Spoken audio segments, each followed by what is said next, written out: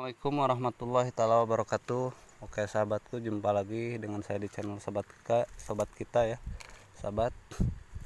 Semoga para sahabat dimanapun berada selalu dalam keadaan sehat walafiat ya, dimudahkan dan dilancarkan segala urusannya, khusus dalam masalah usahanya ya, dalam kerezekiannya mudah-mudahan dilancarkan.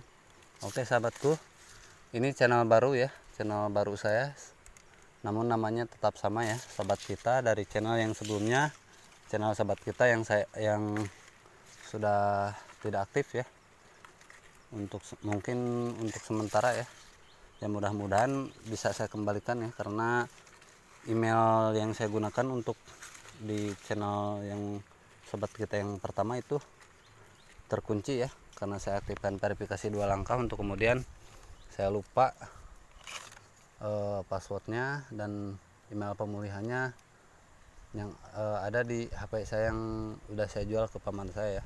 Jadi, dan beliau masih di luar pulau, belum pulang dan susah dihubungi ya, jadi masih belum bisa saya aktifkan kembali. Nah, untuk para sahabatku,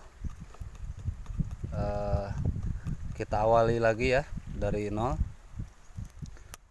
Atau mungkin sahabat untuk yang sudah pernah nonton di channel sahabat kita yang sebelumnya, ini bisa jadi untuk lebih mengingatkan ya, atau lebih memperjelas juga dalam pengetahuan cara menyerap nira kelapa yang baik dan benar agar hasilnya maksimal ya sahabat.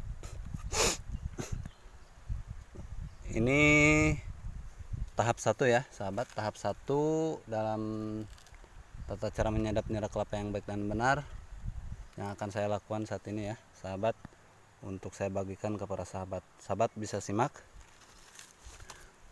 Untuk kondisi atau tempat kelapa yang sahabat nanti akan sadap, jika seperti ini sahabat, dekat dengan permukaan air ya, itu sungai, airnya sangat jernih sekali, dan ini sawah ya, tentunya ada selokannya, namun kering ya selokannya, karena mungkin kebetulan ini lagi diperbaiki ya dari sananya, mungkin tersumbat.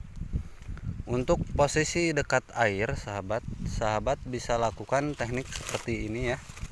Jadi kalau di saya ini sebutnya jenil 1 ya, atau benjolan 1. Biasanya di sini manggar ini mempunyai 2, 3 sampai 4 benjolan ya, namun rata-rata sampai 3 ya, kemudian ini bisa pecah. Nah, untuk melakukan atau mengetahui waktu yang tepat atau yang pas untuk melakukan pemangkasan leher daripada manggar yang akan kita sadap, di tempat atau kondisi seperti ini ya, dekat mata air, sahabat bisa lakukan dengan cara memangkas pada usia atau pada tanda-tanda benjol 1 di sininya ya, di lehernya. Sahabat bisa lihat di benjol sini, kurang jelas ya, karena ini posisinya susah ya, agak mentok. Nah sahabat bisa lakukan setelah benjol 1, baru sahabat pangkas menggunakan pisau sadap sampai sini, untuk kemudian sahabat diamkan selama sehari, besoknya baru kemudian sahabat rundukan. Nah, fungsi daripada pemangkasan pada leher seperti ini adalah untuk mempermudah sahabat merundukan manggar atau sintung atau moncong kelapa ini ya. Oke sahabat, kita pangkas saja dulu ya, biar mudah untuk sahabat memahaminya. Oke sahabat, nah setelah seperti ini ya sahabat, setelah kita buka seperti ini, nah, untuk nanti kemudian nanti kita diamkan ya, diamkan selama sehari besok ya, dari sekarang. Nah untuk besoknya baru kita ikat ini dan tarik menggunakan tali ke sini ya. Nah seperti ini ya sahabat, jadi bisa sahabat lihat. Tuh, kemudian nanti kita ikat ke sini agar si manggarnya ini merunduk ya. Nah untuk setelahnya baru kemudian kita pagas dan kita ambil nira kelapanya.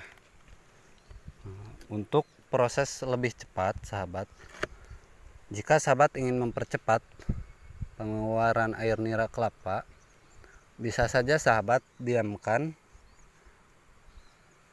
manggar ini beberapa hari ya sampai pecah si cangkangnya ini pecah, untuk kemudian sahabat lanjut potong belakangnya ini dan lepas manggarnya, kemudian sahabat ikat dan rundukan. Nah, itu akan lebih cepat pengeluaran nira kelapanya.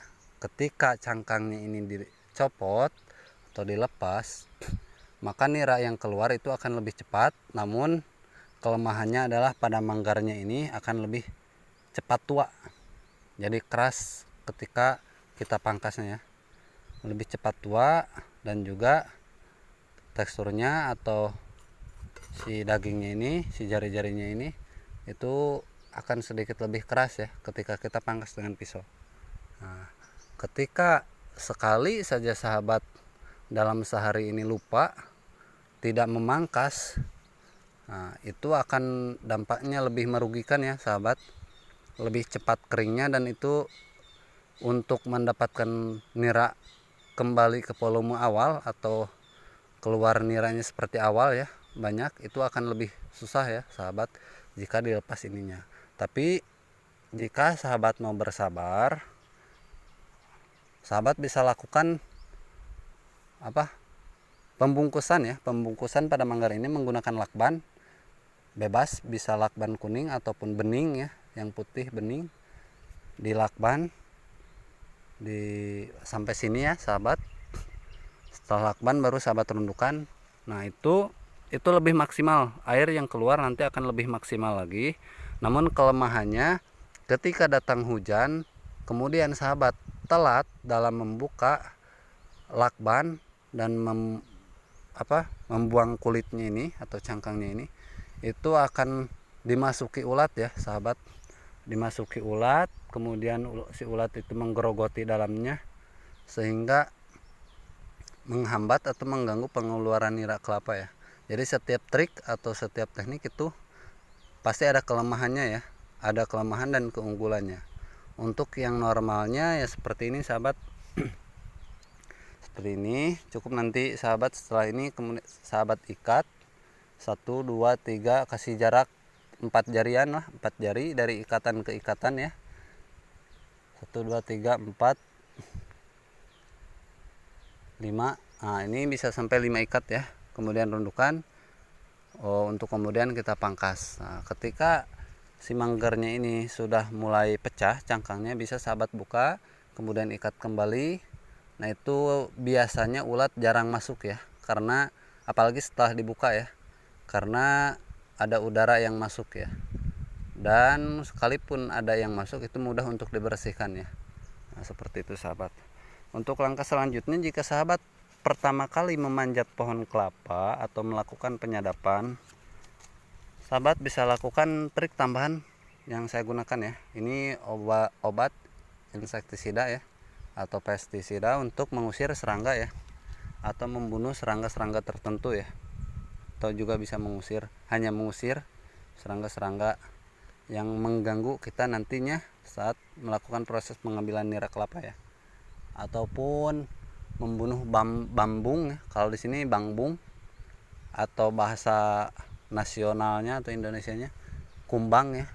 Nah, itu batang itu dirusak oleh kumbang ya. Nah, biasanya juga menggerogoti. Nah, seperti ini. Ini manggar yang tidak normal ya, digerogoti oleh kumbang sehingga tidak bisa kita proses ya. Bisa sahabat lihat, ini rusak ya, bolong. Nah, ini diakibatkan oleh kumbang ya. Nah, untuk melakukan atau mengusir kumbang tersebut bisa sahabat menggunakan cairan insektisida seperti ini atau obat pengusir hama, atau juga bisa sahabat lakukan dengan penaburan garam kasar ya, garam kristal atau garam yang teksturnya besar-besar ya, bukan garam dapur yang halus, bukan ya, tapi garam yang kasar ya. Kemudian sahabat taburkan di sini ya, di sekelilingnya. Nah, itu bisa mengusir bangbung atau kumbang ya, untuk kemudian bisa menjaga si manggar ini tumbuh sesuai keinginan yang kita harapkan ya. Nah, seperti itu sahabat. Untuk tata cara selanjutnya sahabat bisa komen di video saya. Sahabat bisa tanyakan kekurangannya apa atau apa yang belum sahabat ketahui, nanti saya buatkan video sesuai pertanyaan sahabat ya, untuk menjawab pertanyaan-pertanyaan sahabat seputar nyadap kelapa atau cara menyadap nira kelapa yang baik dan benar ya, biar hasilnya maksimal. Nanti akan saya tunjukkan juga hasil daripada trik atau teknik saya di kondisi yang seperti ini, karena sebelumnya saya menyadap nira kelapa itu agak jauh dari mata air ya sahabat, agak jauh dari sungai. Jadi berbeda trik atau berbeda cara ya, seperti yang saya lakukan di channel YouTube sobat kita yang pertama ya. Oke sahabat, segitu dulu mungkin yang bisa saya sampaikan. Untuk trik-trik atau tips-tips berikutnya sahabat bisa simak di video saya selanjutnya. Maka dari itu sahabat jangan lupa subscribe channelnya, aktifkan lonceng notifikasinya biar sahabat tidak ketinggalan video-video terupdate dari saya. Juga sahabat bisa like dan share video saya agar lebih banyak orang yang mendapatkan pengetahuan ya seputar nyadap nira kelapa ya. Oke sahabat, sampai jumpa dan terima kasih atas dukungannya.